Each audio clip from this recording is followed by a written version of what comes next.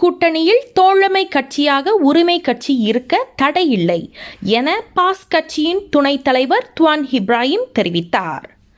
மலாய்க்காரர்கள் அல்லாதவர்களின் உரிமைக்காக தேசிய கூட்டணி போராடினால் அக்கூட்டணியில் இணைய உரிமை கட்சி பரிசளிக்கும் என்று அதன் இடைக்கால தலைவர் பேராசிரியர் ராமசாமி இதற்கு முன் கூறியிருந்தார். இதுகுறித்து பேசிய துவான் இப்ராஹிம், தேசிய கூட்டணியில் ஓர் இந்திய கட்சி இணைவதற்கான அவசியம் தற்போதைக்கு ஒன்றும் இல்லை. ஆகையால் உரிமை கட்சி தேசிய கூட்டணியில் தோழமை கட்சியாக இருக்கலாம். பாஸ் கட்சியும் இதைதான் முன்மொழிகிறது.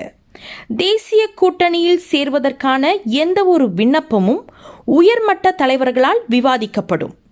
தேசிய கூட்டணியில் சேர பலர் விருப்பமாக உள்ளனர். இது ஊக்கமளிக்கிறது, நம்பிக்கையை தூண்டுகிறது என்று துவான் இப்ராஹிம் மேலும் குறிப்பிட்டார்.